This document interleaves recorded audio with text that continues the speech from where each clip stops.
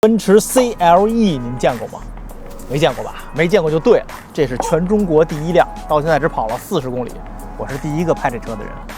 这 CLE 酷配到底是个什么车呢？其实它是奔驰的2门轿跑车，它是奔 C 的还是奔 E 的呢？都不是，就和旁边我们同事这辆 CLK 一样，在这一代奔驰把 C 和 E 的酷配都取消掉了，改成了这个 CLE 酷配。这车的车长4850，车宽1861。它比奔 C 大，比奔 E 小。最重要的是，作为一个独立的车型，它并不和那些车共享车身，所以它可以做得更优雅、更低矮。今天咱们就一起好好盘盘这辆车啊，全中国第一辆。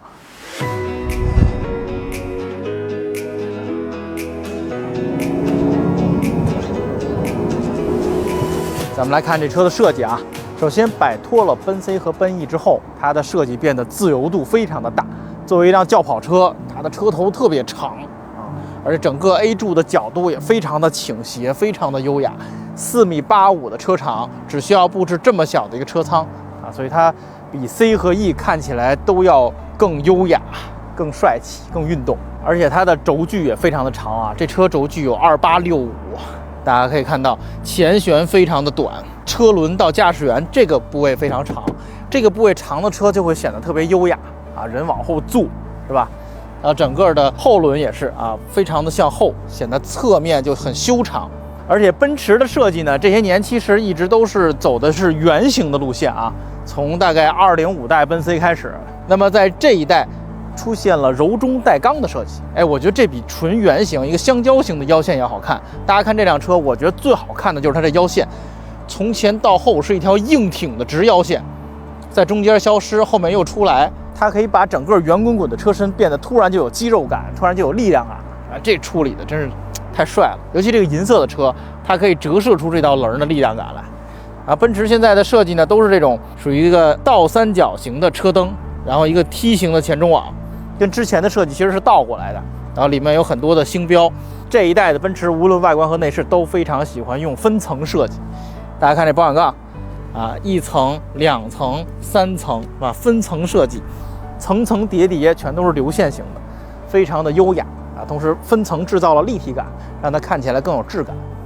这车轮毂设计的也相当不错啊，它用了黑色喷漆加表面这种拉丝抛光的工艺。其实这种轮毂容易 low， 但是奔驰做的不 low， 它极细的辐条，极密数不清楚多少辐条了。这样的话呢，能看起来很轻薄、很优雅同时它这个黑色的部分还带了一些这种看起来像空气动力学翼片的东西。就显得有科技感，这轮毂设计还是挺有功力的19寸24540，这车从后45度看去，跟奔 C、奔 E 也都不一样。整体来讲非常的优雅，车顶下压的非常的快，它的天窗、车顶、后玻璃、后盖在一个面上，我可以非常平滑的把它捋下来。然后这一代奔驰的设计风格都是它的后尾是这上面的一条线是齐的，所有造型是往下做的。而且整个面是平的，显得非常的优雅。这灯就是一个小小的弧面，依附在这上面，你从哪个面摸都是非常舒服的，看起来也是这样。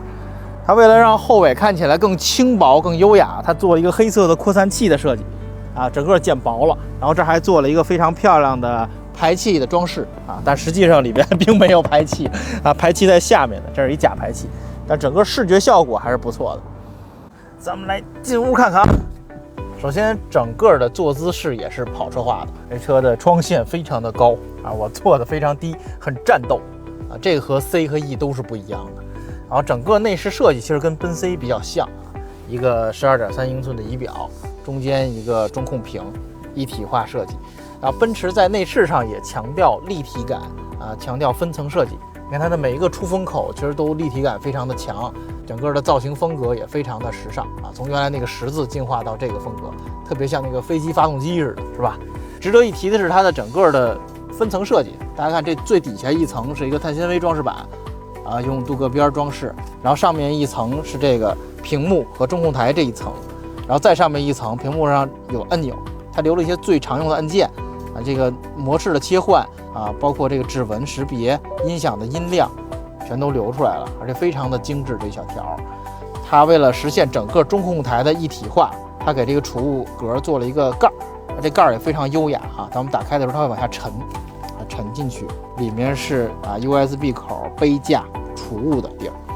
安排的非常的好，而且关上的时候非常优雅。中间还是奔驰经典的两边开的储物柜，这儿能放不少东西啊，手机、钱包都可以布置的轻轻松松的。这个新的方向盘也挺漂亮的啊，长得像一个蜻蜓一样，很细，很 AMG， 很运动。中间一个圆圆的气囊盖，然后所有的功能分布在这个小细条上面。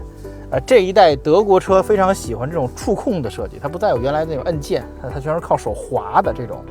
说实话，我并不是特别喜欢用这个啊，包括它的天窗也是这种触控的，可能是用的不熟练啊，我觉得不够好使，就没有那种按钮那么直接。这车做了一个大天窗啊，一直到前排后面，而且这个天窗是可开的，这是值得夸赞的啊。这辆车的座椅也是为轿跑车单独设计的，是个一体化座椅，但是它的头枕是单独可调的啊，并没有把头枕给你锁死，可以调这个头枕的前后位置啊，可以枕得非常的舒服，而且座椅的流线做的也非常的好看，加热通风都有，而且经我鉴定啊，真正的正品的纳帕真皮座椅。奔驰还是很讲材质，包括门板这块也是，门板也是分层设计，上面黑色的一层，中间的皮革啊，人接触部分都是真皮的，然后开门和座椅操控这儿是一部分，然后这个门把手做成了一个悬浮岛的形状，金属质感加上柏林之声这个喇叭盖啊，整个这个品味感就是太好。奔驰不愧为汽车内饰的引领者啊，多少次内饰的革新，无论材质设计还是整个安排上，都是奔驰在引领。当年的双12.3英寸大横屏就是奔驰引领大家超，是吧？然后包括那个更早的204时代、221时代那一个大帽子啊，里面装着所有仪表也是奔驰发明的。那现在这种也是奔驰发明的，但是我发现奔驰的内饰越来越难仿了。你看新翼的那整个异形的那个屏是吧？那就很难超了。就是总体来讲，在现在这个时代啊，这么卷、这么多新能源、新势力的时代，我坐在奔驰的车里边，我依然能找到属于奔驰独特的高级感和价值感。你觉得花40-50万买它啊，花50-60万买它还是有理由的，这就是它的厉害之处。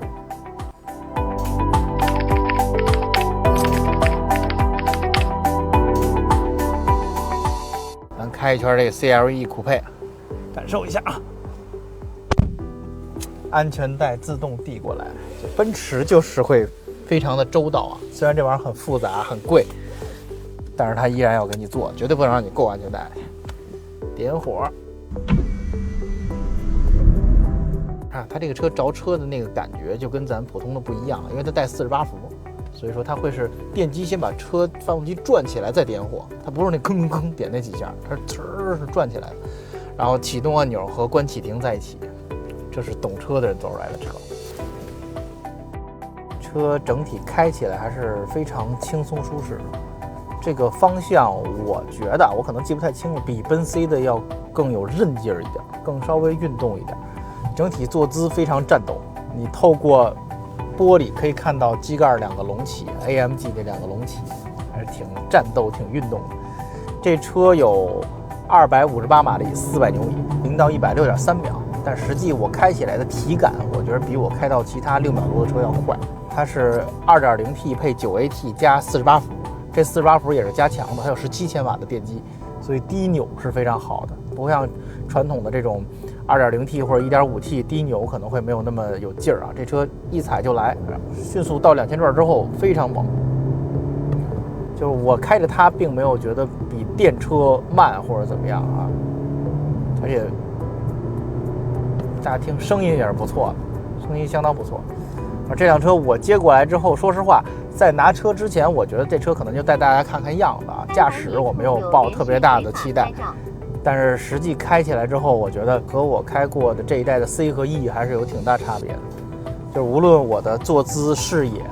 啊，包括它的声音啊，包括这个动力的表现，都更运动、更战斗，还是挺棒的。它是个跑车，能带给人快感。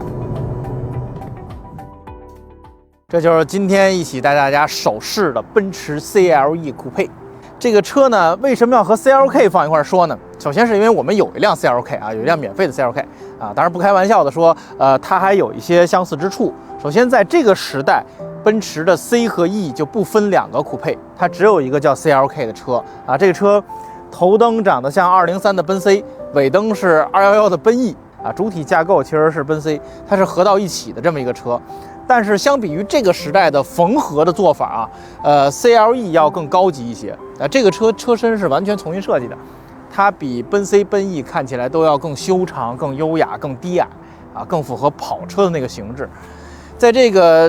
厂家纷纷把有意思的啊上不了量的车取消掉的时代啊，你看奔驰是吧 ？CLS 取消掉了。下一代 S 酷配估计也没有了啊。那么这时候奔驰把 C 酷配、E 酷配合成了这么一个 CLE 酷配啊，让它变成了一个更纯粹的轿跑车。我觉得这个策略还是对，就像宝马一样啊，宝马在E9时代之后就不再做3系酷配了，它做了一个4系，